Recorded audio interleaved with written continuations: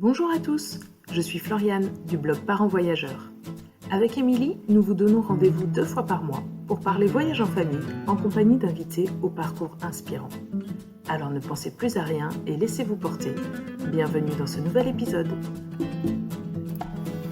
Salut les parents voyageurs, j'espère que vous allez bien et que votre été se déroule au mieux. Cette semaine, pour le 3e hors-série de l'été, je vous propose un épisode entièrement dédié au voyage avec un bébé. Depuis 3 ans, nous avons reçu beaucoup d'invités qui voyageaient avec leur tout petit. Les expériences sur le sujet sont donc nombreuses et variées.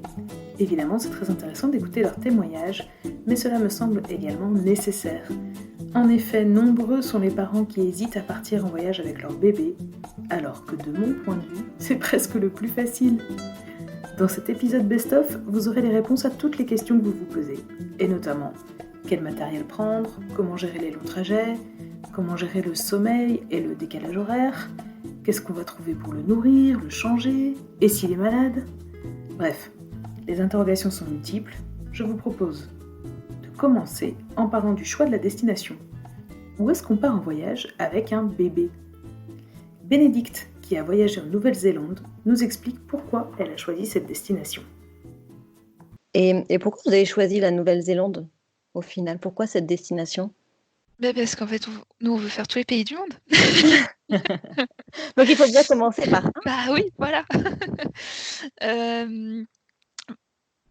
Honnêtement, je sais pas trop. J'ai toujours eu envie de partir en Nouvelle-Zélande, mon mari aussi. Comme j'ai dit tout à l'heure, c'était le bon moment pour faire ce voyage-là. C'était dans notre liste depuis longtemps. Par contre, contrairement à l'Australie où on n'a pas du tout envie de mettre les pieds, beaucoup de gens nous ont dit pourquoi vous faites pas l'Australie en même temps. La Nouvelle-Zélande, voilà, c'est un pays qui est ultra safe. Il y a pas, pour moi, l'Australie, on met les pieds dans un territoire qui veut tuer l'être humain. Pourquoi tu penses ça ? Parce que je lis tellement de trucs, il y a tellement d'insectes d'insectes, c'est quoi le mot déjà? Venimeux, de crocodiles, de serpents, de problèmes, même en se baignant dans certaines rivières, on peut mourir s'il fait plus de 26 degrés. Oui, Je me donc dis qu'en fait, oui, c'est un territoire hostile. là, il faut 2 ans de préparation. C'est ça, c'est ça. Bon, après, en couple, c'est largement faisable avec un adulte, mais avec un bébé, j'irai pas. Parce que, alors qu'en Nouvelle-Zélande, il n'y a pas tout ça. Il y a toute la nature et la richesse d'un pays de l'autre bout du monde, en fait, sans ces côtés un petit peu dangereux pour les enfants, même au niveau de la nourriture. Nous, par exemple, on était allés en Birmanie. J'irai pas avec les chevaux, on a eu de la tourista. Donc, même l'eau n'est pas potable. Enfin, alors qu'en Nouvelle-Zélande, il n'y a pas tous ces questionnements. Donc, c'est vrai que ça nous a enlevé un poids là-dessus parce que ça reste un tout petit bébé quand même. On a beau être vigilant, on ne peut pas non plus tout anticiper et il suffit qu'il touche, je sais pas, une plante venimeuse ou je sais pas, une araignée par terre et Ouais, ça voilà. va vite, hein. Ça va Ouais. vite. On Donc peut en pas être... Nouvelle-Zélande, c'est ça. Il y avait ce point positif aussi qui fait qu'on a choisi un pays safe. Et je pense que nos prochains voyages, on restera sur des pays comme ça jusqu'à ce que nos enfants soient grands, où c'est pas, enfin, la qualité de vie fait que c'est pas dangereux, quoi. Voilà, j'irai pas en Birmanie avec 2 enfants en dessous de 3 ans. Entre 3, 4, 5 ans, je pense, on reprendra les voyages un peu plus aventure, quoi. Plus routes. C'est ça. Adeline, du blog On met les voiles, a voyagé en Polynésie avec son bébé de 2 mois. Elle nous explique l'avantage qu'elle a vu à voyager en France avec un nourrisson. La Polynésie, même si c'est absolument paradisiaque et dépaysant, ça reste la France. Est-ce que ça ajoute un peu quelque chose de confortable Oui, ou, ça nous a rassurés pour le coup. Alors, au niveau des craintes qu'on pouvait avoir, entre guillemets, même si moi, je ne suis pas de nature trop stressée, mais Tony un petit peu plus, on va dire. Donc, je vais quand même dire les craintes qu'on pouvait avoir. C'était surtout au niveau de la santé et donc des soins qu'on pourrait trouver sur place. Et c'est vrai que La Polynésie, ça reste la France, donc c'est des hôpitaux français qu'il y a sur place. Et surtout, la langue, ça reste la même, parce que même si on se débrouille en anglais, aller expliquer ce qu'a ton bébé quand il va pas bien dans une autre langue, ça peut être compliqué. On ne connaît pas les systèmes de soins partout. Donc, pour moi, c'était rassurant le fait que ce soit la France, des hôpitaux français, des médecins français. Voilà, si on avait un problème, ça me semblait quand même beaucoup plus simple à expliquer et en cas de complications à gérer, on va dire. Une autre chose qui est rentrée en compte, c'est quand même que tout le monde nous disait, vous verrez, les Polynésiens, ils sont vraiment adorables avec les bébés. Et je crois que c'est quelque chose qu'on ne peut même pas comprendre tant qu'on n'y est pas allé. Parce que c'est vrai qu'ils sont incroyables avec les bébés. Et ça, c'est quelque chose de très rassurant aussi. Ouais, Sur même place, avec les à chaque fois enfants. que j'arrivais quelque part, tout le monde voulait m'aider. Ouais, c'est vrai. Oui, c'est ça. Oui, les enfants, les bébés, ils sont très familles, ils font tout pour t'aider alors que tu n'as rien demandé. Donc ça aussi, ça soulageait quand même pas mal de partir sur une destination où on sait que les gens vont être réceptifs, ils vont être prêts à aider. C'est quelque chose qui soulage, hein. Franchement, c'est une tranquillité d'esprit. Une fois que vous avez choisi la destination, il vous reste encore certainement des inquiétudes, et c'est bien légitime. Marine, qui voyage avec son bébé en Afrique de l'Est, avait des inquiétudes au sujet des maladies. Elle nous explique comment elle a fait pour surmonter ce stress d'avant départ. Est-ce que tu peux nous dire un petit peu tout ce qui se passait dans votre tête avant d'envisager le premier voyage ? Oui, alors nous, on n'avait pas du tout de crainte par rapport à la logistique, au fait de prendre l'avion avec un bébé, même sur du long courrier, au fait de devoir penser à tout ce qu'il faut emporter, les transports sur place, tout ça, c'était pas quelque chose qui nous gênait parce qu'on avait l'habitude déjà en France de pas s'adapter trop à lui, mais vraiment de l'emmener partout, de vivre un petit peu comme avant, en s'adaptant bien sûr. Donc c'était pas tellement ça qui nous faisait peur, c'était vraiment le côté hygiène, santé, sanitaire. Qui, alors là, je peux pas parler pour toute l'Afrique parce que je connais pas partout, mais c'est pour l'Afrique de l'Est, en tout cas, c'est quand même un vrai sujet. Il y a pas mal de maladies qui sont des maladies graves qui peuvent être transmises comme le paludisme, la dengue, ce genre de maladies. Et puis, il y a aussi juste les petits problèmes du quotidien avec un bébé qui peuvent être pas graves, les gastro, les angines, etc. Mais là-bas, il n'y a pas de très bonnes structures médicales qui font qu'en cas de souci, on se dit comment je fais en termes de prise en charge. Et donc, nous, c'était vraiment ça qui nous faisait peur. Et donc, on en avait parlé à un médecin qui était spécialiste des maladies tropicales, qui est le genre de médecin qu'on voit avant de partir en général en voyage à l'étranger, voilà, qui nous conseille, qui m'avait dit mon Dieu, mais vous êtes folle, il faut surtout pas faire ça. Et je suis ressortie de là, j'y étais allée avec le petit et j'ai appelé Emilien, je lui ai dit écoute, en fait, on part pas, on est complètement fou, on va le tuer, il faut surtout pas partir. Donc en fait, elle m'a fait super peur. Et après, on a vu d'autres médecins, donc notamment ma sage-femme qui m'avait suivie pour la grossesse et l'accouchement, qui a elle-même vécu en Afrique pendant assez longtemps. Elle était sage-femme dans des dispensaires de brousse, donc elle connaît très bien l'Afrique rurale. Et puis notre médecin généraliste aussi, qui, elles, ont été beaucoup plus modérées, on va dire, nuancées. Et qui nous ont du coup bien accompagnés et bien préparés sur cette partie-là, parce que nous, c'était vraiment ça qui nous faisait peur, c'était l'aspect santé, comment on fait pour le paludisme, comment on fait pour s'il se passe quelque chose qu'il est malade et qu'on n'a pas de structure médicale à proximité. Donc je pense que c'est pas forcément qu'en Afrique de l'Est, mais je pense que c'est propre à certains pays dans le monde qui ont des maladies assez particulières et qui ont aussi des systèmes de santé qui sont pas extrêmement performants, quoi. Quant à Bénédicte, elle nous raconte que bien qu'étant sereine, c'est plutôt son entourage qui a commencé à l'inquiéter. Quel était ton état d'esprit avant de partir aussi loin ? Comment tu te sentais en tant que maman dans la préparation de ce voyage ? Est-ce que tu avais des sources de stress ou au contraire, tu étais très sereine ? J'étais quand même très sereine.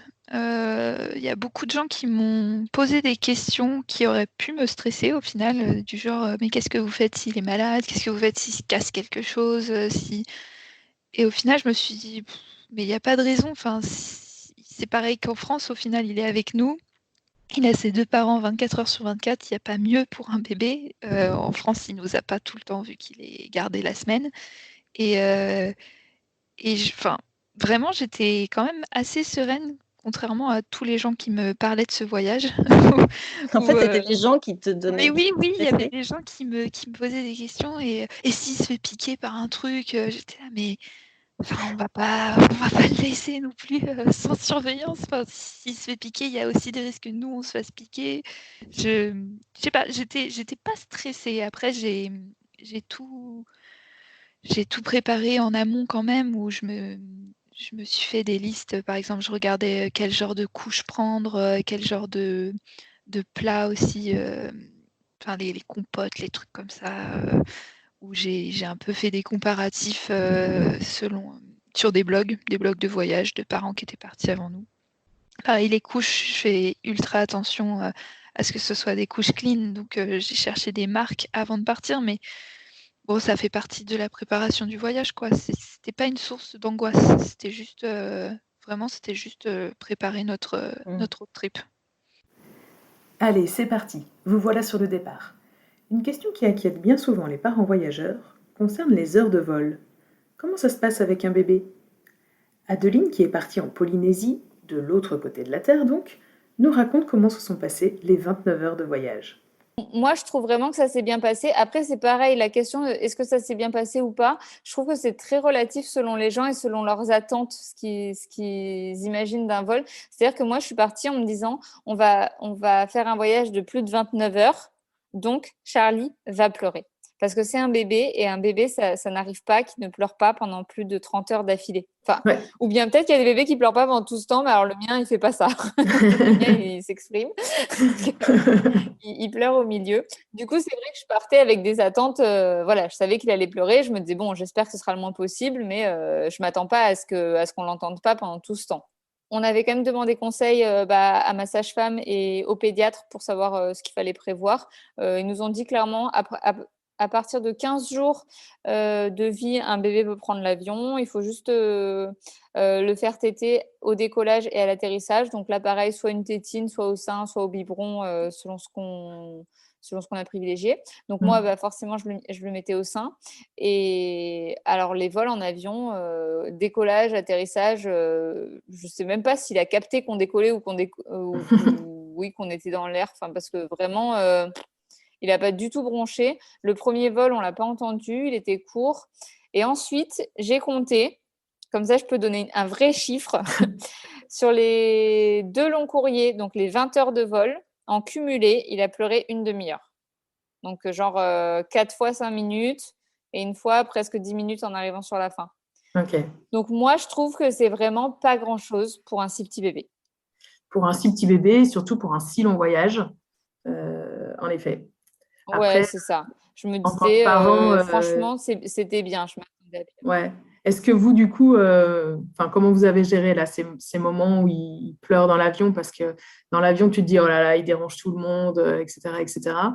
Comment vous avez géré ça?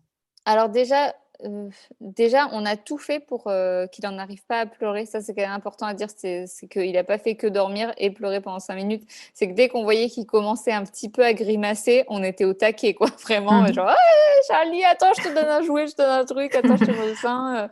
Donc, on l'a vraiment distrait au maximum pour qu'il ne pleure pas. Et quand vraiment il pleurait, c'est-à-dire que je le mettais au sein, ça ne marchait pas. Du coup, Tony le baladait un petit peu. On a un petit truc. Je crois que tous les parents ont des trucs qui marchent un petit peu avec leur bébé.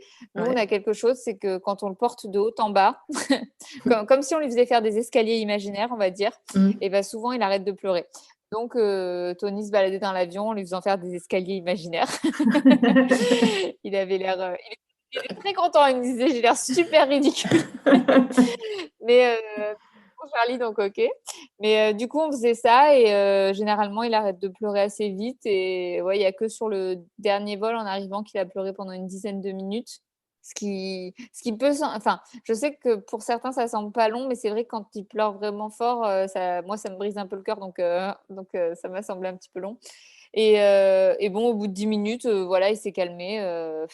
Je sais pas, disons que ce qu'on a essayé, au bout d'un moment, ça a marché. Je pense qu'à la fin, c'était un petit peu long pour lui. Mais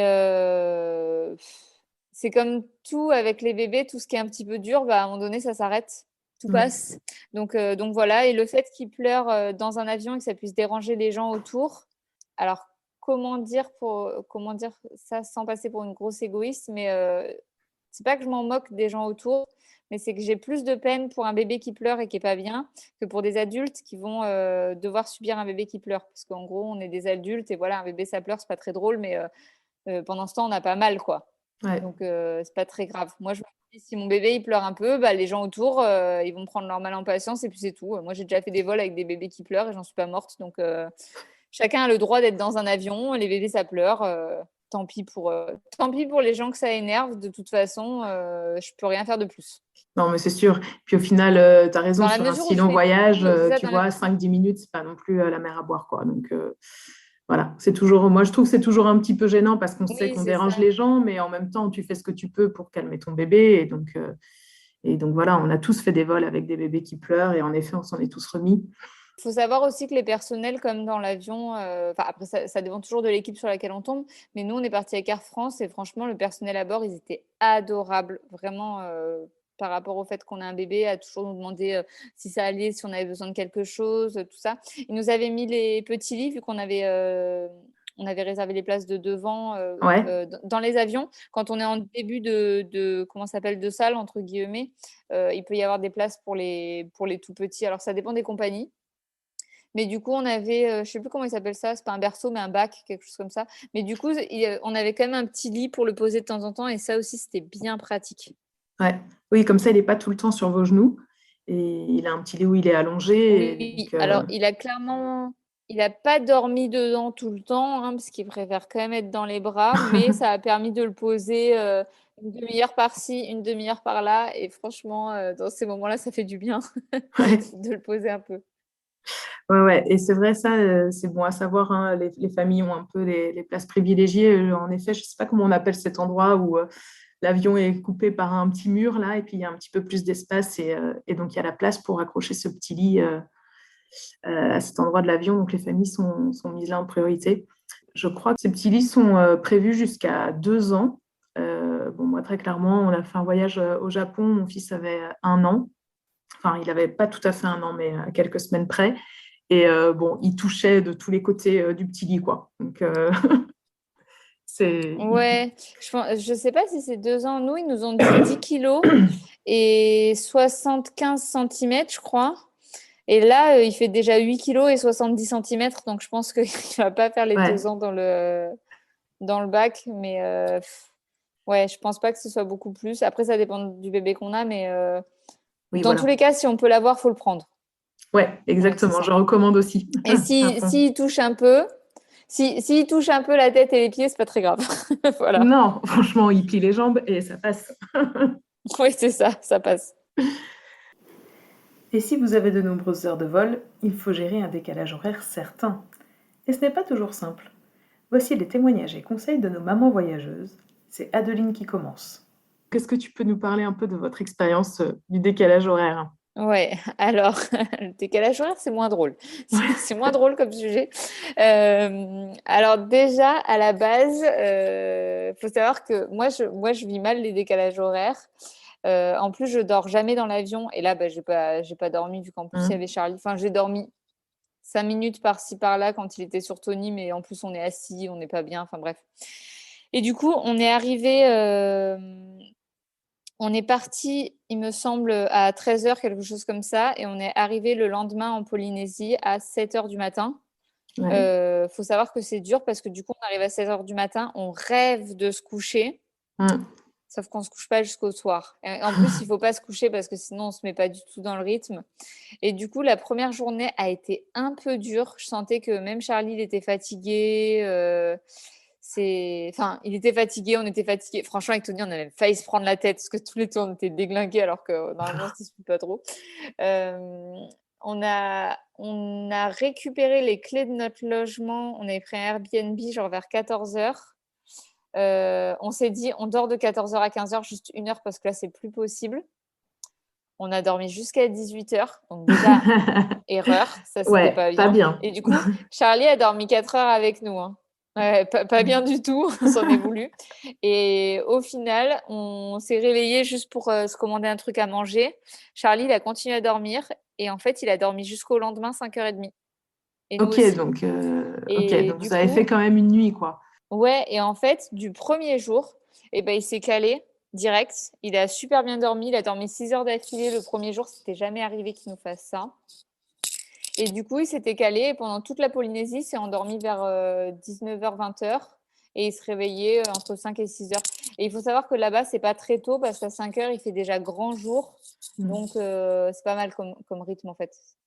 Oui, et est-ce que à cette saison aussi, par contre, le soir, le soleil se couche assez tôt, non? Oui, c'est ça. À 18h, il fait nuit. Donc, au Ouais. final, pour nous, on se couchait vers 21h, une heure après lui, on va dire. Et on se levait vers 5h, ça nous allait très bien. Ouais. Vraiment. Donc, franchement, à l'aller, le décalage horaire, il est passé crème, mais vraiment super bien. Du premier jour, on était calé. Au retour, on a souffert, mais c'était horrible. On a passé, c'est ça, je pense vraiment 10 jours dans le dur. Les 3-4 premiers jours, il était réveillé, genre de minuit à 7h du matin. Je vais pas mentir, il y a des nuits où j'ai pleuré. J'ai pleuré, genre, mais dors, fais un truc. Je crois que je l'ai supplié, s'il te plaît, Charlie, dors, j'en peux plus. On en a un peu pris le relais avec Tony. Genre, je le gardais de minuit à 3h30, il le prenait de 4h à 7h. Enfin. Et au bout de 10 jours, et ben, pareil, au bout de 10 jours, du jour au lendemain, finalement, il s'est endormi bien et il s'est réveillé bien le lendemain. Et on n'a plus eu ça. Ça n'a même pas été progressif. Parce que du coup, ça nous a fait peur. Quand au bout de 9 jours, il n'a pas bronché et qu'il fait toujours pas ses nuits, enfin, qu'il dort pas Oui. du tout la nuit, je parle même pas de faire ses nuits, de pas faire de réveil. Ça commence à nous faire peur. Et en fait, et ben, un jour, il a dormi normalement. Il faut pas mentir, je suis pro voyager avec un bébé, mais je suis honnête, le décalage horaire, ça peut faire vraiment mal. Anne-Sophie vient compléter la réponse. Anne-Sophie et son conjoint avaient l'habitude de voyager avant l'arrivée de Valentin, et ils avaient la ferme intention de partager cette passion avec leur fils. Elle nous parle ici d'un séjour en Floride.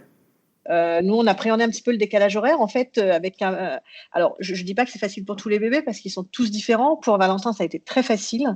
Par exemple, pour aller en Floride, quand on va du coup vers l'ouest, c'est assez simple. Le décalage de ce sens-là est très simple, en fait. C'est-à-dire qu'au lieu de lui donner son dîner le soir, on prenait l'avion, on lui donnait un autre goûter, entre guillemets, qui était un biberon, hein, du coup, à cette époque-là. Et on lui donnait du coup son dîner 4 heures après, à l'heure où c'était la nuit en France. Donc lui, ça le décalait assez doucement, mais ça a toujours marché en fait. C'était un peu décalé les horaires de biberon. Et du coup, lui, ça le calait dans son sommeil. Donc quand on est arrivé en Floride la première fois, on l'a couché à 19h et il a fait sa nuit normalement. Ouais, donc du coup, tout est une question de calcul et de décalage, quoi. Après, Ouais. c'est vrai que chaque enfant réagira différemment, mais globalement, parmi tous les parents avec qui j'ai parlé de décalage horaire, il y en a très peu qui m'ont dit que c'était compliqué, quoi.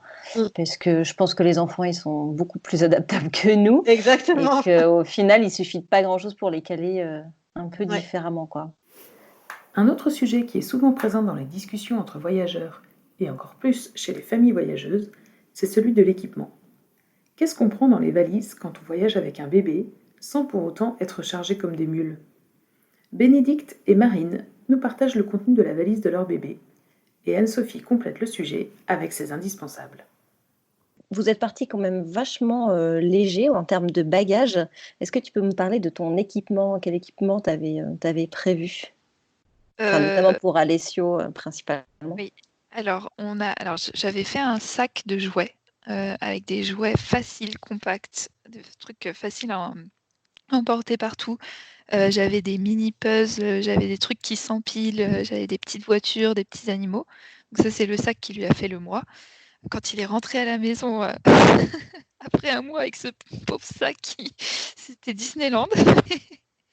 Et après, tout ce qui était couches, produits d'hygiène, tout ça, on a acheté sur place pour pas avoir à les transporter. Et vraiment, le truc qu'il faut avoir, c'est un porte-bébé qui est robuste et pas trop lourd. Nous, on avait alors la marque, je peux la donner, c'est Petit Timo Loco. C'est des porte-bébés physiologiques qui sont géniaux. Enfin, au niveau soutenance, le bébé, il est confortable. Nous, on est confortable. On a quand même fait des randos de 6-7 heures et on ne le sentait pas. Je déconseillerais, par exemple, de prendre des trucs où le bébé est assis dedans avec la tonnelle, le machin, enfin, qui Oui, protège oui, du soleil, qui pèse, le vrai sac de rando. Mais ouais, c'est mais pour les plus grands aussi, ça. oui, c'est pour les plus grands, mais ça pèse lourd. Et en plus, bon, Alessio, il fait 13 kilos, donc plus ça, je me dis que les randos, ça doit être l'enfer, alors que là, enfin, le truc, c'est du tissu, donc ça pèse rien. Et c'est vraiment le truc à ne pas oublier quand on part avec un bébé. Et après, bah, on faisait des lessives dans les campings payants, quand on était les soirs où on avait besoin de se brancher à l'électricité.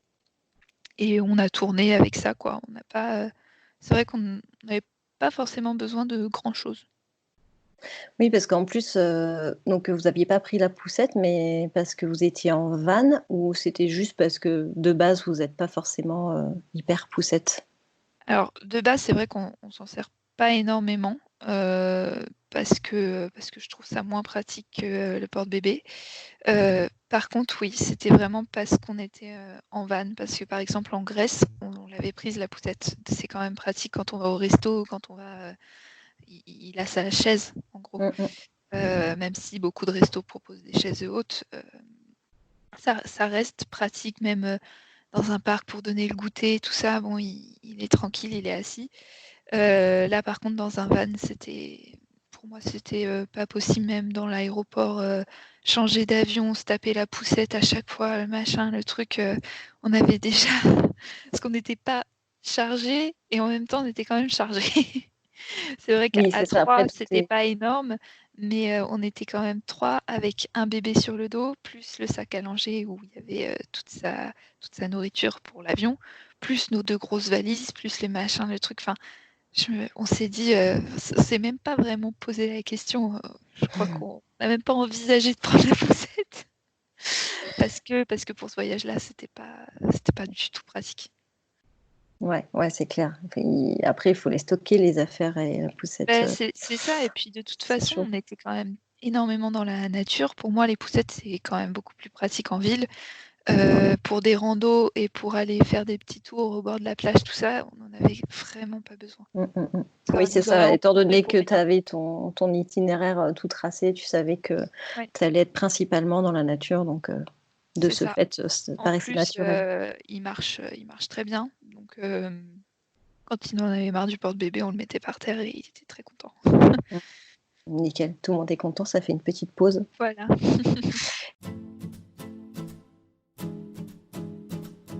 Le matériel de périculture, vous prenez en voyage avec lui? Alors, on prend le moins possible pour pas être trop chargé pour le voyage. Mais vraiment dans les... Bon, il y a évidemment tout ce qui est ses vêtements, de quoi le changer, sa nourriture quand on emporte. Alors, moi, il était allaité, donc on n'emportait pas de lait en poudre, mais j'en avais quand même pris une boîte. Je m'étais dit au cas où j'ai un souci avec l'allaitement ou une infection ou n'importe quoi, j'avais quand même pris de quoi lui donner un biberon. Après, on prend son siège auto, du coup, qu'on utilise aussi parfois dans l'avion. Quand les compagnies sont sympas, on peut le mettre sur un siège à côté de nous pour ne pas l'avoir sur nous. Ça, c'est sympa. Et qu'on utilise du coup sur place. On a emporté... alors, si j'ai acheté un truc super pratique pour les parents qui voyagent, c'est que comme le Kenya et la Tanzanie sont des destinations qui n'ont pas l'habitude d'avoir des voyageurs avec des bébés en bas âge, ils ont très peu de matériel de puériculture dans les hôtels, par exemple. Ils ne sont pas habitués. Et du coup, il n'y avait jamais de chaise haute, ou juste de chaise en fait sécurisée quoi, pour l'asseoir pendant que nous, on mangeait. Donc, le premier voyage, on l'avait tout le temps sur nous en train de manger, donc ce qui n'est pas du tout pratique. Et donc, ce qu'on a fait, c'est qu'on a acheté... c'est comme un petit sac qui s'accroche en fait sur une chaise classique en tissu et qui fait avec une petite ceinture et ça fait entre guillemets chaise haute portable et c'est pliable et c'est un petit sac qui fait 10 cm sur 10 cm. Donc ça c'est assez pratique et du coup ça on l'emporte partout maintenant parce que quand il n'y a pas de chaise haute, au moins tu peux quand même l'attacher quelque part. Tu le fixes sur n'importe quelle chaise du coup? Oui, c'est ça. Tu accroches, en fait, tu fais glisser sur le dossier de la chaise. Ouais. Et ensuite, il y a des petites sortes de petits harnais qui le maintiennent et qui évitent qu'il tombe, quoi. Alors, c'est pas autant sécurisé qu'une chaise haute, bien sûr. S'il se jette de tout son poids, je pense qu'il peut basculer. Mais en tout cas, ça le tient assis, surtout quand ils sont petits, c'est assez pratique. Ouais. Donc, on a ça. Et puis après, on avait acheté un truc qu'on m'avait recommandé, mais qui nous a jamais servi, qui est une tente, justement, une petite tente moustiquaire pour le faire dormir. Un peu comme les tentes 2 secondes de chez Decathlon. Mais vraiment tout petit, adapté pour les bébés et avec moustiquaire intégré. Sauf qu'en fait, il a toujours voulu dormir avec nous quand on était en voyage, donc on ne l'a jamais utilisé. Mais je pense que maintenant qu'il est plus grand, il va dormir dedans. Donc ça, c'est assez pratique et ça se plie, en fait, ça se met au fond du sac. Ça prend vraiment pas de place. Donc ça, c'est pas mal aussi. Pareil, dans les hébergements, ils n'ont pas toujours des lits bébés et tout ça. Ouais. Donc ça, c'est pas mal. Je trouve que c'est assez utile. Mais du coup, tu lui mets un petit matelas quand même, ou alors il est quasiment à même le sol Bah, moi, du coup, les premières fois où on l'avait fait, je l'avais posé sur un lit classique et je Ah oui, l'avais ok. posé par-dessus sa petite tente, en fait. Ouais, ok. Parce que le matelas qui est intégré, il doit faire 5 mm, donc c'est quand même pas Ouais. très confortable. Donc on le posait en fait sur un lit classique. D'accord, bah oui, bonne idée. Voilà, après on emporte quelques jouets. Bon, la première fois, on n'en avait pas trop pris parce qu'il avait 6 mois, donc il jouait pas tellement. Maintenant, on emporte quelques jouets pour l'occuper un peu dans l'avion ou dans les trajets en voiture qui sont un peu longs. Et voilà, après, c'est vrai que des fois, il y a des gens qui me demandent, pour la première fois quand on était parti, qu'il était petit, qu'il avait 6 mois, ce qu'on avait emporté. Et je disais, je pense que de toute façon, à cet âge-là, quand il y a les bras de papa et maman, il ne peut pas manquer grand-chose après. De quoi le nourrir. Et voilà, après, c'est bon, quoi.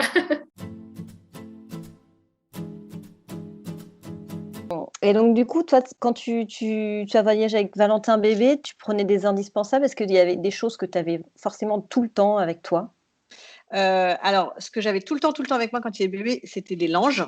C'est assez bizarre parce que avant d'être enceinte, je ne savais même pas ce que c'était un lange. Et quand on m'a dit, il faut que tu aies des langes, bah, c'est un bout de tissu, hein. Soyons clairs. Mais en fait, c'est hyper pratique puisque ça sert à le couvrir s'il fait froid, à le poser si c'est un peu crade, à le changer. Ça sert à tout, un lange. Ça sert de chapeau quand tu as oublié ton chapeau pour protéger du soleil. Ça sert vraiment à tout. Ça sert à nettoyer s'il a des petits rejets. Voilà, c'est vraiment, pour moi, c'est vraiment l'indispensable, c'est le lange. C'est assez bizarre. Ouais, non, mais moi aussi, ça fait partie de mes indispensables. Je trouve ça tellement pratique. Donc les langes, nous, il dort avec tétine et doudou, donc forcément, c'est ce qu'on emmenait tout le temps avec nous. Écharpe et ou porte-bébé selon l'âge. Moi, je les porte en écharpe jusqu'à presque 1 an. Porte-bébé, c'est plus pratique quand même pour la rando que l'écharpe. Poussette, si tu pars en trek, ça va pas te servir à grand chose, mais si tu pars dans des villes, la poussette, c'est assez pratique. Quelques petits jouets, hein, après, à faire en fonction de l'âge, on ne prend jamais des trucs très gros parce qu'on ne va pas s'encombrer avec des jouets. Qu'en général, il joue avec le carton qu'il va trouver par terre. Hein. Qu'on soit d'accord, il ne va pas jouer avec ses jouets. Donc, on ne va pas s'encombrer avec trop de jouets. Et puis quelques indispensables. Ouais, on avait toujours une petite boîte à pharmacie, en fait. Une boîte de Doliprane au cas où, des petits pansements, du sérum fille. Et puis c'est parti. Ouais. Comme vous le voyez, on reste sur du basique et du pratique. Le choix de la poussette et ou du porte-bébé dépend beaucoup du type de séjour que vous envisagez. Mais du coup, pour manger, qu'est-ce qu'il prend ce petit bout? Adeline raconte la facilité de l'allaitement au voyage. Et pour les bébés un petit peu plus âgés, Marine nous partage son expérience en Afrique, où il a fallu également faire attention à l'eau. Vous avez fait peut-être hyper gaffe à son hydratation? Ouais, ça encore, moi je l'allaite. Je l'allaite toujours, mais je l'allaitais à ce moment-là. Et du coup, niveau hydratation, l'allaitement, c'est à la demande. Donc, je lui proposais très régulièrement. Mais ça, j'ai pas eu l'impression de voir une différence par rapport à la France. J'ai l'impression qu'il mangeait à peu près de la même façon. Pas plus, on va dire. Donc, je Ouais. sais pas s'il y a vraiment eu une différence de ce côté-là. Ok. Et du coup, d'un point de vue nourriture, en effet, aucun problème. L'allaitement en voyage, c'est Oui, ce qu'il y a de plus simple. ça, c'est l'avantage. Mais c'est vrai que je m'étais fixée comme objectif. Bon, j'aimerais bien l'allaiter de façon exclusive pendant au moins 6 mois.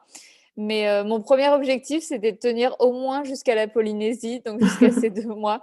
Parce que je me disais, si on doit partir et gérer des biberons pendant 3 semaines, ça va être super casse-pied avec tous les trajets, les histoires de faire chauffer des biberons, d'avoir du lait en poudre, de trouver de l'eau du coup en bouteille à chaque fois. Donc on se disait si je l'allaite, ça libère quand même d'un sacré poids. Et effectivement, sur place, c'était tellement facile de l'allaiter parce que sur place et pendant le trajet d'ailleurs, parce que dès qu'il a faim, il mange et c'est prêt, hein, c'est chaud. Ouais. Et pendant les vols en avion, dès qu'il est un petit peu triste, qu'il pleure un peu, on est vraiment facilement au sein, ça le calme vite. Donc ça, j'ai envie de dire franchement à ceux qui veulent voyager avec des tout petits, si vous hésitez avec l'allaitement, allez-y parce que c'est tellement simple en fait. Enfin, quand ça marche bien, parce qu'il y a des femmes pour qui c'est plus compliqué de lancer l'allaitement et tout. Mais si ça roule, si ça marche bien, franchement, c'est tellement simple. Mm. Ouais. Bon, alors après, moi, tu vois, de mon expérience, donc moi, l'allaitement, ça n'a pas fonctionné avec mon aîné. Donc, on est très rapidement passé au biberon. Ouais. Et donc, pour le deuxième, j'ai pas voulu revivre un peu ce petit traumatisme quand même de cet échec. Et donc, je l'ai pas allaité non plus. Et on a toujours voyagé quand même avec eux tout Ouais. petits, bébés, même dans des pays lointains. Et en fait, c'est vrai que le seul truc qu'on a toujours fait, c'est qu'on avait à chaque fois notre boîte de lait en poudre. Après, de l'eau en bouteille, du coup, t'en trouves, de l'eau minérale, t'en trouves partout.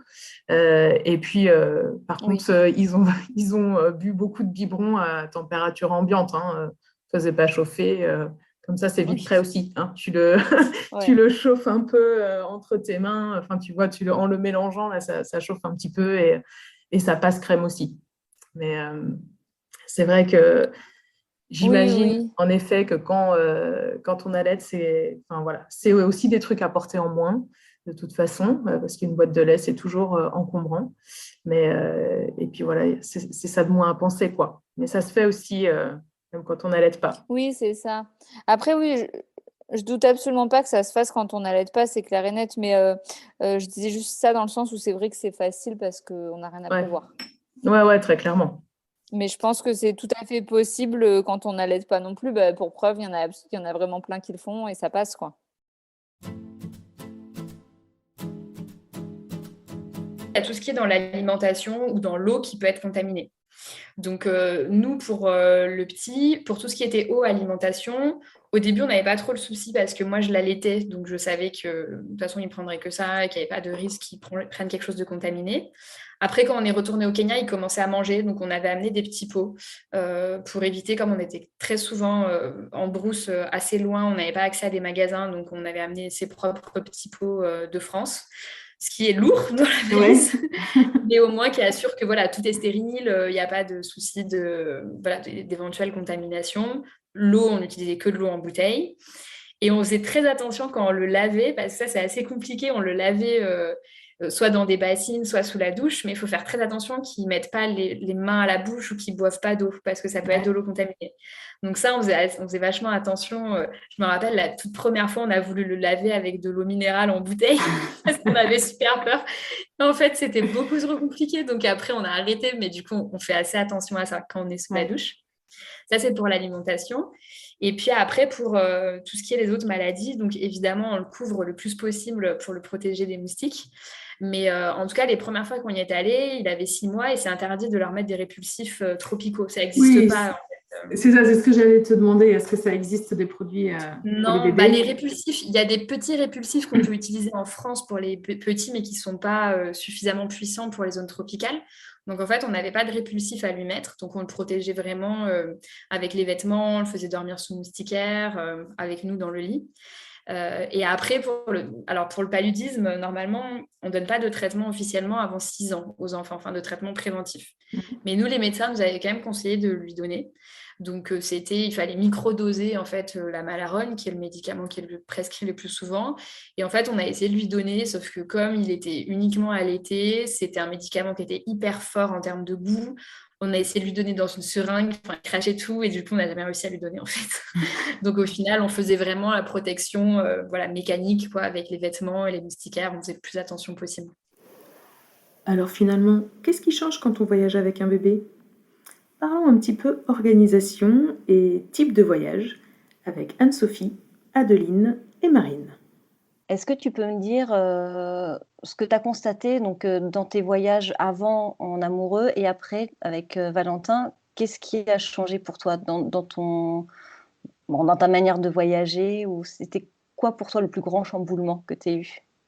Alors, le plus grand chamboulement entre voyager à deux et voyager avec Valentin, nous, on était déjà très organisés. Donc, je dirais pas qu'on était plus organisés, juste différemment. On n'a jamais été. On part souvent en voyage à la dernière minute, ça nous arrive pas mal, et on le fait toujours avec Valentin. Néanmoins, on réserve un petit peu plus. On va être sûr d'avoir un hôtel ou des choses comme ça. Mais on n'était pas à la base des voyageurs qui prenions une tente et allions faire des treks dans la montagne. Ça n'a jamais trop été notre truc. Donc ça n'a pas trop changé. Après, ce qui change beaucoup dans les voyages, c'est l'organisation dans le voyage. C'est-à-dire que lui, il a besoin de dormir, de manger à certaines heures. Et même s'il nous suit partout, il faut qu'on respecte un minimum son rythme, en fait. D'accord, donc du coup, c'est vraiment le planning était peut-être plus calé. Alors oui et non, parce que je dirais pas forcément plus calé, mais par exemple, j'ai toujours son déjeuner ou son repas avec nous au cas où on trouve pas on trouve pas de resto au moment où on est en voiture, par exemple. Bon, j'ai quand même de quoi le faire manger. Donc c'est plus une organisation en amont à bien tout avoir sur nous pour que ce soit facile et que ce soit fun pour lui surtout. Est-ce que tu as senti que dans ton organisation, dans ton planning, est-ce que tu t'es senti, le fait d'avoir été obligé de changer ton planning et ton mode de voyage de manière générale, est-ce que tu t'as été frustrée parce que tu n'as pas peut-être vu tout ce que tu voulais voir par rapport à un voyage solo ou, tu vois, est-ce que tu as ressenti la frustration, c'est pas vraiment un mot, mais tu vois, un peu de tristesse en disant tiens, on n'a pas eu le temps de visiter ci, on n'a pas fait ça, parce qu'on s'est finalement beaucoup posé à l'hôtel. Est-ce que tu as eu un peu ce sentiment-là? Alors, pas du tout, parce que même depuis lui, on ne se pose pas à l'hôtel, en fait. C'est que nous, on aime bien bouger un petit peu quand on est en Floride. Donc, je te dis, on est resté les 2 premiers jours à Miami pour un peu se faire au décalage horaire, surtout, puisqu'on appréhendait un petit peu, parce qu'il y a quand même un petit peu de décalage. Lui, dès le premier jour, ça s'est très, très bien passé. Et en fait, après, on a pris la route et on a fait un road trip dans la Floride jusqu'aux Keys et on est remonté sur Miami pour repartir. Et sincèrement, on a vraiment très, très peu changé nos habitudes de voyage avec lui. On reste peu au même endroit. Alors, un petit peu plus, mais au final, c'est bien parce que ça nous force aussi, nous, à nous reposer. Parce que c'est vrai qu'avant, quand on voyageait, on n'avait jamais 2-3 jours pour se poser. Et là, comme on ne veut pas faire de la voiture tout le temps avec lui, on va se faire 2 jours un peu intenses. Et puis après, on va se reposer un petit peu plus en faisant moins de voiture et puis en se posant à l'hôtel, à la plage ou n'importe où. Et du coup, c'est vrai que je trouve ça limite mieux en fait parce qu'on arrive à vraiment concilier les deux, mais avoir un bébé pour nous, ça n'a pas été un frein au niveau de nos visites et de la manière dont on aime voyager. Est-ce que tu dirais que vous avez fait vos activités à votre rythme et Charlie suivait? Ou est-ce que vous avez quand même parfois ou souvent dû vous adapter, lui, à son rythme, à des siestes ou quand il avait faim, etc. Alors, je dirais un peu des deux. Alors, il n'avait pas de rythme à cette époque-là, de rythme de je mange à telle heure et je dors à telle heure, parce que trop petit. Là, à 4 mois, il commence à peine à avoir un rythme qui se dessine. On sait à peu près le nombre de siestes qu'il fait dans la journée, et encore, il n'est pas calé. Je ne peux pas dire il dort de 11h à midi, parce que ce serait faux. Donc, au niveau rythme, de toute façon, on n'avait pas d'horaire en tête à respecter. Moi, ce que j'avais fait, c'est que j'avais prévenu tous les guides qu'on avait pour les journées où on avait des guides ou des excursions, des choses comme ça. J'avais dit, moi, j'ai un bébé, il est tout petit, donc je m'adapte à lui. Si on doit faire moins de choses dans la journée parce qu'on n'a pas le temps de faire tous les arrêts, c'est pas grave. Donc voilà, je veux dire, j'acceptais déjà la possibilité de peut-être faire un petit peu moins de choses. Sur les excursions en bateau, ça ne changeait rien parce qu'en fait, je pouvais lui donner à manger n'importe quand. C'est juste quand on faisait des tours en voiture que du coup, je m'arrêtais on faisait une petite pause de 20 minutes pour lui donner à manger. Mais franchement, ça passe vite. En plus, à cet âge-là, il mange vite, il ne reste pas très longtemps. Moi, je lui donnais à manger en 10 minutes, un quart d'heure. Parfois, il s'endormait au bras. Puis, c'est pareil. Franchement, il s'endormait n'importe où. Il pouvait dormir dans nos bras, dans son cosy, posé sur des serviettes. Donc, c'était vraiment assez facile, je dirais. Il y a juste une journée où on s'est retrouvés un peu bloqués, où là, on avait annulé pas mal de choses. C'est qu'il nous a fait un pic de croissance. chose dont je n'avais jamais entendu parler avant d'avoir un bébé. Et du coup, à être collée au sein, mais franchement, toutes les 20 minutes, j'ai l'impression qu'il était collé à moi. Et ce jour-là, vraiment, on est resté à l'hôtel. Il a fait que manger, dormir, manger, dormir, manger, dormir. Et c'est limite, heureusement que Tony est allé me chercher à manger à moi, parce que sinon, je crois que j'aurais vraiment rien fait du tout. Je me serais laissée mourir de faim. Tellement il était demandeur d'attention. Mais il nous a fait ça une journée. Le lendemain, c'était réglé. Et du coup, non, franchement, pas très problématique quand même. Disons qu'on pouvait faire beaucoup de choses. Mais même là encore, si on partait avec lui à 4 mois, il s'endort facilement n'importe où. Enfin, n'importe où. Disons que tant qu'il s'endort dans les bras, quelque part, ça veut dire qu'on peut faire ce qu'on veut parce que il dormira dans nos bras. Et sinon, il s'endort très facilement en voiture. Il faut savoir qu'en voiture, du coup, en avion et en bateau, c'est la même chose. Il y a un espèce de bruit et de mouvement qui les berce, donc il dorment facilement. Du coup, à partir de ce moment-là, en écharpe aussi, il s'endort facilement. Donc au final, on pouvait faire à peu près ce qu'on voulait vu qu'il dormait n'importe où. Le soir, par contre, je voulais vraiment qu'il dorme au calme, sans mouvement et sans bruit. Et du coup, ça, je l'avais dit en story, on n'a quasiment pas fait de restaurant le soir. Parce qu'en plus, le soir, il était un petit peu agité, il y avait un petit peu de pleurs, de décharge, tout ça. Donc, le soir, on est souvent resté dans la chambre. On a pris à manger au room service, quoi. Et du coup, là, c'est vrai que le soir, ça nous a limité parce qu'on ne sortait pas. Ouais, donc c'est pour ça que tu disais un peu des deux. À la fois, lui, c'est adapté à vous et vous êtes adapté à lui aussi, quoi. Et puis, on fait sinon le même type de voyage qu'on faisait avant. Donc, on a quand même continué à faire des safaris, des visites comme on faisait avant. On adapte juste, bien sûr, les temps de trajet, par exemple. On évite de faire des trajets qui durent 8 heures. Quoiqu'au Kenya, on a quand même fait des très longs trajets. Mais on évite de faire trop long, ou on évite de sortir quand il y a trop grosse chaleur. On ne va pas faire une randonnée entre midi et 15 heures. On adapte ça par rapport à lui. Mais sinon, on a vraiment conservé le mode de voyage qu'on avait avant. Ouais, ok. Ouais, du coup, c'est peut-être même profitable pour vous, non, de ne pas faire les randonnées entre midi et 15 heures. Oui, carrément. Ouais. Et puis, on prend plus notre temps, en fait. On a remarqué avec lui, on essaye de dormir 2-3 nuits au même endroit parce qu'on a tellement d'affaires et tout ça qu'on se dit c'est toujours plus confortable de dormir un peu 2 nuits, par exemple, au même endroit, ce qu'on ne faisait pas avant. Et du coup, on prend plus le temps aussi de profiter des endroits, de se poser un peu, alors qu'avant, on était un peu toujours dans la course, aller à droite, à gauche, et pour profiter et aussi pour le travail de l'agence. Du coup, là, maintenant, on fait des voyages un petit peu plus tranquilles. Donc, c'est vrai que c'est bénéfique pour toute la famille. Ouais, mais c'est vrai, je pense que c'est un peu ce qui se passe pour tous les parents voyageurs, en fait. Nous, on a vécu exactement la même chose, du coup, que ce soit en Afrique ou ailleurs. On voyage un petit peu plus lentement maintenant qu'on est avec les enfants. Et encore, peut-être qu'il faudrait qu'on ait de nouveau un bébé, c'est pas du tout au programme, mais pour nous ralentir, parce que c'est vrai on a toujours envie de voir tellement de trucs. C'est vrai qu'on enchaîne les étapes, etc. Mais malgré tout, les enfants nous ont fait un petit peu ralentir le rythme. Et c'est plutôt pour un bien, je trouve. Oui. Donc je ne suis pas sûre qu'on aurait été capable de le faire juste de nous deux. Mais grâce à eux, c'est vrai que c'est assez bénéfique finalement de prendre un petit peu plus le temps. Oui, c'est vrai. Et puis nous, comme on travaille en même temps, c'est vrai qu'on est souvent à se dire, faut qu'on aille à tel endroit faire une réunion, faut qu'on aille visiter des hébergements à tel endroit, faut qu'on voit. Et donc, on était vraiment tout le temps épuisés en voyage. Je trouve qu'au final, on est moins fatigués maintenant qu'on part avec Jules, contrairement à ce qu'on pourrait penser. Alors oui, paradoxalement, ouais. Beaucoup d'attention, voilà, on est moins fatigués en voyage maintenant que ce qu'on était avant, quoi. Vous l'avez compris, voyager avec un bébé ne change pas fondamentalement les choses, si ce n'est que cela fait un peu ralentir les parents, souvent pour un mieux.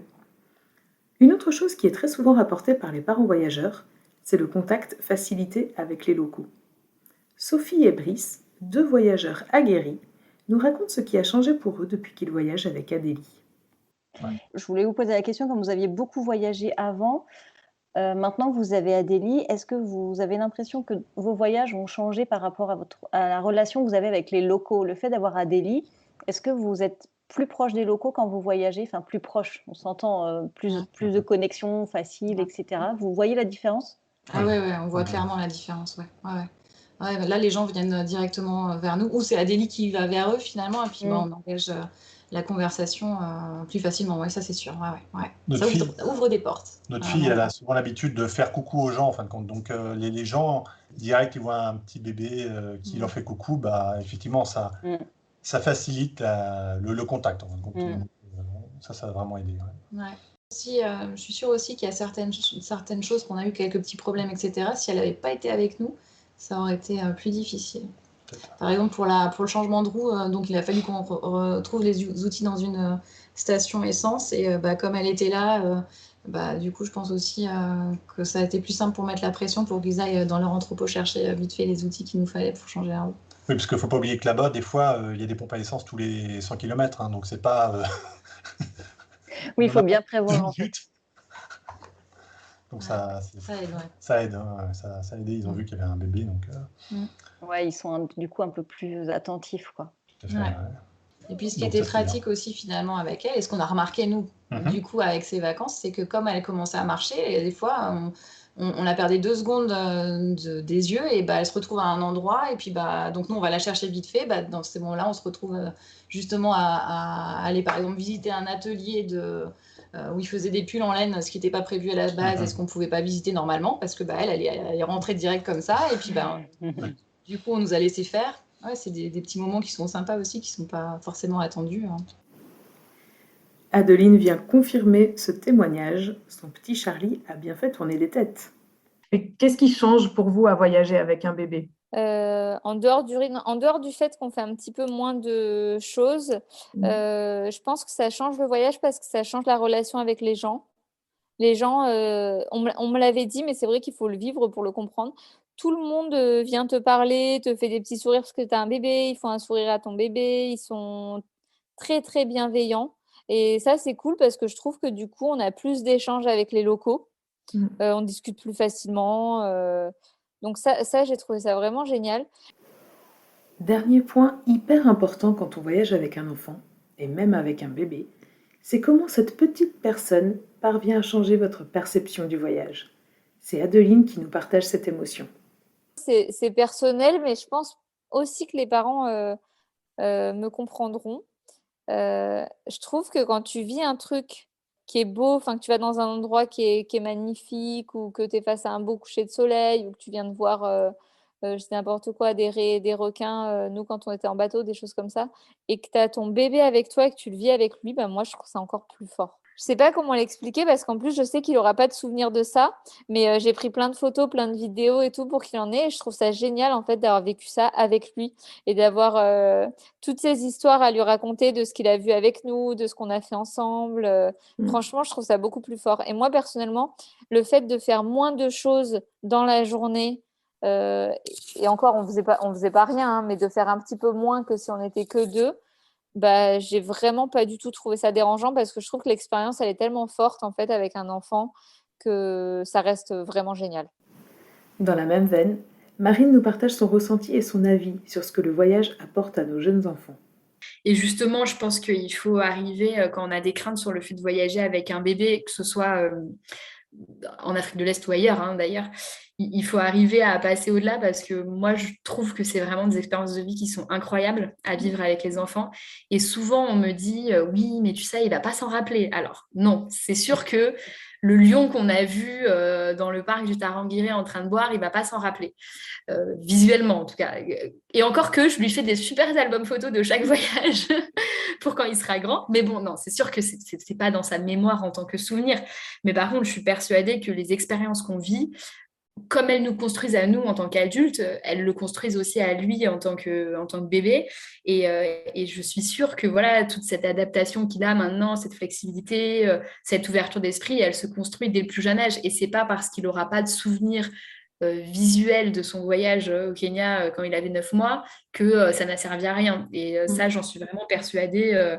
Je trouve que c'est des superbes expériences de vie pour eux, qui les aident à se construire, et aussi pour nous en tant que parents. Moi, j'apprends beaucoup de leur façon d'éduquer les enfants là-bas et on s'en inspire beaucoup avec Emilien aussi pour la façon dont on s'occupe de lui, ce qu'on fait en France. Et voilà, je trouve que ça nous construit en tant que parents, ça les construit en tant qu'enfants. Et voilà, faut arriver à aller au-delà de ses peurs, retrouver la destination qui nous convient, mais n'écoutez pas les gens qui vous disent « mais ne va pas là-bas, il s'en rappellera pas ». C'est Ouais. sûr qu'il s'en rappellera pas, mais par contre, ça le construit en tant que personne, c'est certain. Tous ces témoignages et ces conseils de maman voyageuse nous rappellent l'essentiel. Un bébé n'a pas besoin de grand-chose. Anne-Sophie nous parle de la routine mise en place avec son fils pour qu'il se sente en sécurité, même en changeant d'environnement toutes les semaines. Puis je laisserai la parole à Mélissa. Souvenez-vous, Mélissa a accouché pendant un voyage au long cours. Elle nous raconte ici comment s'est passée la suite de ce voyage hors norme avec un 3e enfant. Déjà, ton entourage, j'imagine même pas les réflexions que tu as dû avoir, mais Ah bah ça, on en a. comment lui, il a fait. Bah, à partir du moment où tu es enceinte, on a des réflexions de toute façon, donc il faut juste Voilà. apprendre à vivre avec. En fait, moi, effectivement, on m'a beaucoup dit, mais ton enfant, il n'a pas de routine. Comment tu fais? Ils ont besoin d'une routine, les enfants. Ben, en fait, il avait sa routine, parce que sa routine, c'est nous. Sa routine, c'est pas un toit et une maison, c'est tous les soirs, il avait son câlin de papa-maman, il buvait son biberon, et il allait se coucher, et on suivait son rythme, on le laissait dormir. Un enfant, ça a besoin, quand on dit qu'il a besoin d'une routine, alors, attention, je parle d'un nourrisson. Hein. Aujourd'hui, il a 3 ans, donc c'est encore différent et on ferait différemment. Mais il a l'amour de ses parents, il a les fesses propres, il est nourri, il dort correctement. Donc, au final, sa routine, c'est ça. Il suffit juste de continuer à faire la même chose, en fait. Quand tu as accouché, donc tu es resté quelques temps au Mexique pour la suite de couches. Après, vous êtes reparti un peu sur les routes avec un nourrisson. Du coup, ce voyage comment vous avez du coup vécu cette fin de partie de voyage en fait avec ce bébé, justement ce que tu disais, le fait de vous découvrir tous ensemble et trouver votre équilibre aussi. Comment tu l'as vécu cette partie-là? Finalement, donc c'est vrai qu'il est né, on est parti à peu près 3 semaines après la naissance, on a repris la route. On est parti, donc on a fait en itinérance. On n'a pas voulu prendre l'avion tout de suite, on a voulu pas trop s'éloigner, donc on a pris le bateau de la frontière mexicaine pour aller au Belize. Et du Belize, après, on a repris le bateau pour revenir sur le continent, et après, on est allé que en bus locaux traverser tout le Belize et le Guatemala. Et après, on est remonté au Mexique, jusqu'au Mexico. En fait, c'était, encore une fois, c'était hyper facile. C'est paradoxal, hein, mais après avoir voyagé avec 2 enfants de 2 et 4 ans qui demandent constamment de l'attention, de la sollicitation, qui ont des exigences, etc., un nourrisson qui était complètement toujours porté donc, dans son écharpe contre moi, qui dormait, c'était genre, mais en fait, c'est facile. C'est facile quand ça parle pas, ces petits trucs-là. C'est hyper simple. C'était cool. En fait, il était tout le temps collé à moi. Il a tout le temps été porté, et donc il a fait tout avec nous. Et moi, j'ai adoré, en fait, parce que j'ai eu l'impression de materner beaucoup plus qu'à la maison. Parce que finalement, il n'y a pas la possibilité de le poser. On n'a pas de poussette, on n'a pas de tapis d'éveil, on n'a pas de parc, on change d'endroit tous les jours. Donc, il était que porté en portage sur moi ou dormir sur moi. Donc, c'est vrai que j'ai vraiment eu le sentiment de créer encore un lien plus fusionnel dans ma maternité avec le bébé, et en même temps d'avoir la liberté de pouvoir aussi profiter des grands, d'être disponible pour eux, parce que j'ai tout fait avec eux, j'ai continué à vivre avec eux en ayant mon bébé sur moi. Et ça, c'était chouette.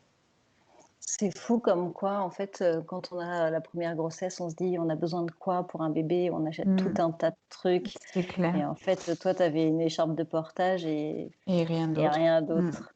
Des couches lavables, si j'avais des couches lavables, mais c'est vrai, même de bain, on n'a jamais fait de bain, on faisait des douches parce que voilà, en guest house, auberge de jeunesse, la baignoire, il n'y en a pas, donc c'était une douche collée contre maman, c'était chouette aussi finalement, enfin voilà, on a hyper simplifié la façon de faire avec le bébé, tout en évidemment s'adaptant à son rythme, mais il dormait sur moi, donc c'était chouette quoi. Pour lui, c'est que du bonheur, quoi. Ben oui, parce que d'un autre côté, il était toujours contre sa maman, donc il était rassuré malgré tout ce qu'on pouvait vivre ou voir. Et nous, on a pu profiter pleinement, en fait, de la fin du voyage. Un petit mot de la fin pour cet épisode dédié au voyage avec un bébé. Si je pouvais dire juste une chose aux parents qui ont Ouais. envie de voyager et qui se posent la question de est-ce que c'est possible avec des enfants, si vous avez envie que ça vous fait plaisir et que votre enfant il va bien, qu'il n'y a pas de contraintes de santé, de choses comme ça, franchement, allez-y parce que c'est juste trop beau, quoi. C'est juste trop beau et l'expérience est vraiment belle. Alors, quand est-ce que vous partez ? J'espère que cet épisode vous a plu et que vous y avez trouvé de précieux conseils et témoignages. Je remercie encore une fois nos mamans voyageuses d'avoir partagé leur expérience avec nous. Vous trouverez sur le blog tous les podcasts originaux complets. J'ai dû faire des choix pour monter ce best-of et ça n'a pas été facile. Les épisodes sont tous intéressants et complémentaires, alors n'hésitez pas à aller les écouter, voire les réécouter. Dans 2 semaines, vous retrouverez Émilie avec le dernier épisode hors série de l'été. Je vous souhaite un magnifique mois d'août. À bientôt!